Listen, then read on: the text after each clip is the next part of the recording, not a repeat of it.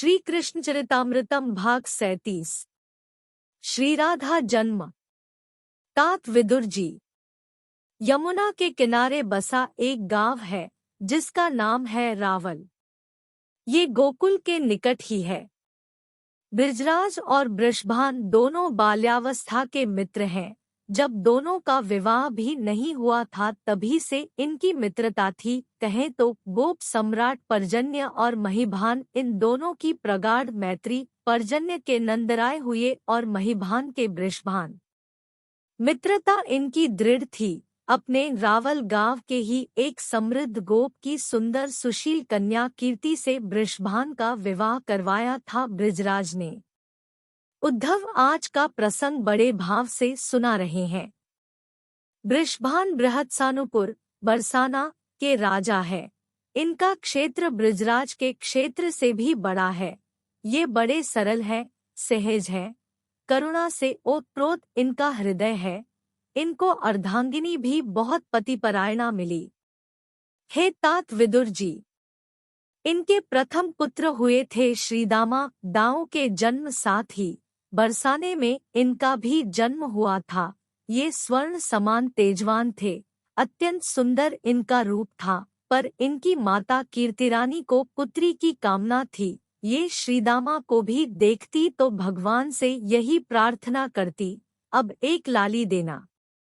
काल अपनी गति से चलता है, उसे कोई मतलब नहीं है। श्रीदामा बड़े हो गए हैं, 2 वर्ष की आयु हो गई है इनकी अब। इतनी ही दाऊ भैया की भी है, पर बृजराज कुंवर अभी छोटे हैं, 1 वर्ष से कुछ दिन ही बड़े हैं ये। प्रातः की वेला थी। एक सुंदर सुसज्जित बैलगाड़ी आकर रुकी बृजराज के सामने।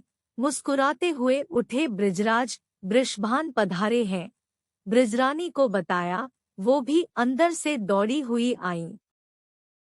उस बैलगाड़ी के पीछे 4 गाड़ियां और थी, उनमें उपहार भरे थे, नाना प्रकार के उपहार। वृषभान और बृजराज दोनों गले मिले। कीर्ति और बृजरानी गले मिली। रोहिणी ने आगे बढ़कर कीर्ति रानी का आदर किया। श्रीदामा का हाथ पकड़कर दाऊ भीतर चले गए। दाऊ ने अपने छोटे भाई को दिखाया। श्रीदामा को देखकर लाला बहुत खुश हुए, वो किलकते ही जा रहे थे। कीर्ति रानी, मैं तुमसे रूठी हूँ, बृजरानी ने आत्मीयता के साथ कहा। मैं समझती हूँ, पर क्या करूँ?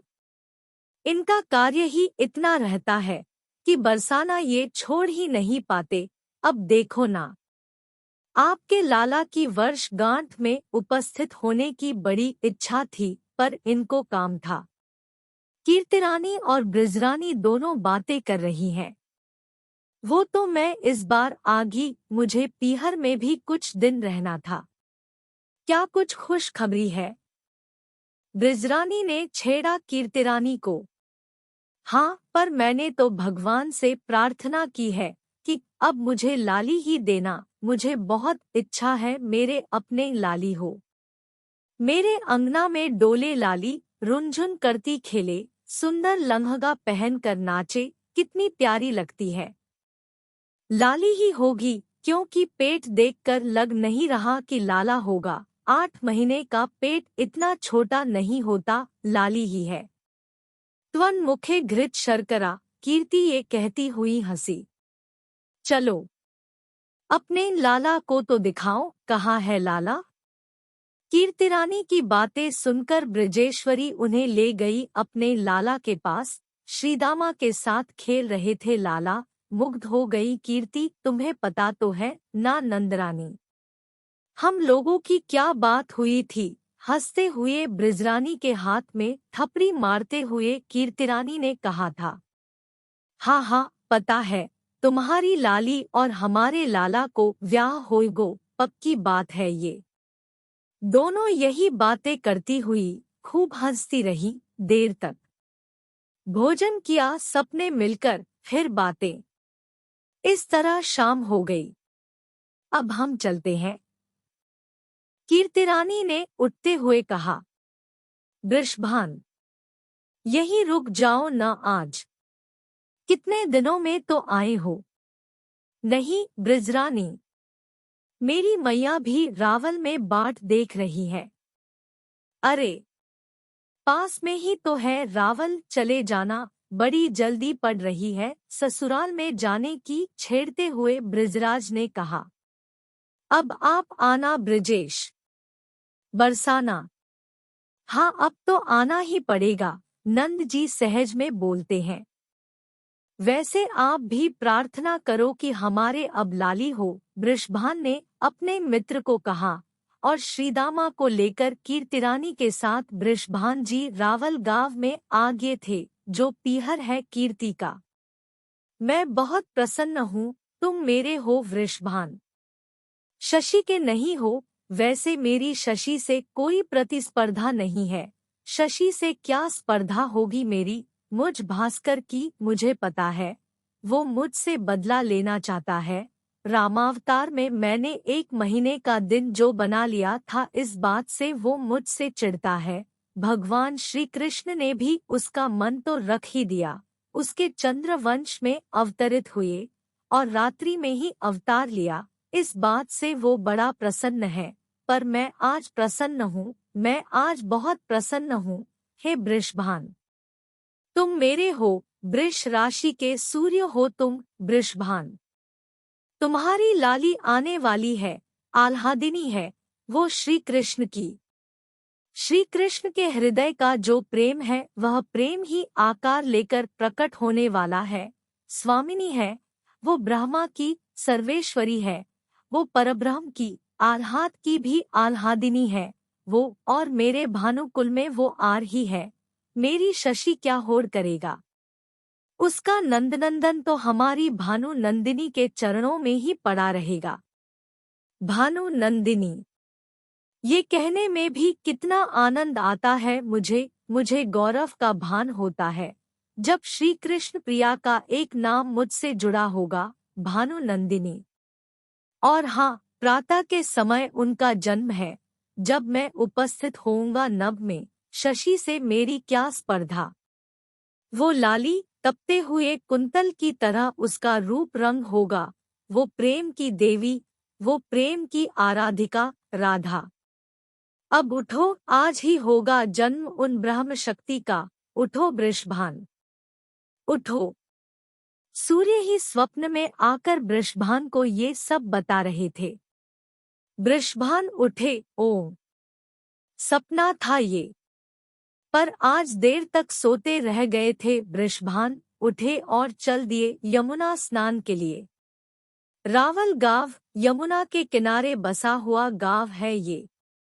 सूर्योदय अभी हुआ नहीं है, पर होने वाला है। किंतु मन आज प्रसन्न है, अति प्रसन्न है। पक्षियों का कलरव चल रहा है, हंसों का जोड़ा खेल रहे हैं यमुना में। कमल खिले हैं नाना प्रकार के, उनमें से सुगंध की वयार चल रही है। हवा शीतल है, स्वच्छ निर्मल पवित्र यमुना जी में गोता लगाया वृषभान जी ने, पर आनंद। जैसे ही गोता लगाकर बाहर आए, सामने देखा यमुना के मध्य भाग में एक कमल खिला हुआ है। बड़ा सुंदर कमल है, उस कमल में हलचल हो रही है। कौतुकवश देखने गए वृषभान जी, पर ये क्या। पास में जाकर जैसे ही देखा, प्रकाश निकल रहा था, उसमें से प्रकाश पुंज प्रकट हो रहा था। वृषभान और पास गए उस कमल के, उसमें एक लाली सोई हुई थी, नन्ही सी लाली। उस लाली में तेज इतना था कि अपने नेत्रों से पहली बार में तो देख भी न सके थे वृषभान जी। ओ स्वप्न याद आने लगा वृषभान जी को, जो उन्होंने सपना देखा था। भानु नंदिनी, सूर्य यानी भानु कितने प्रसन्न थे सपने में, तो यही है मेरी लाली।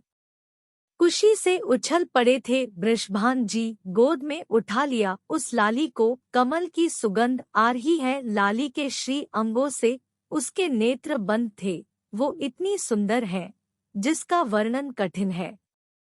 गोद में लेकर चल पड़े महल की ओर। रावल गांव की अपनी ही सुंदरता है, पर आज ये तो दिव्यातिदिव्य लग रहा है।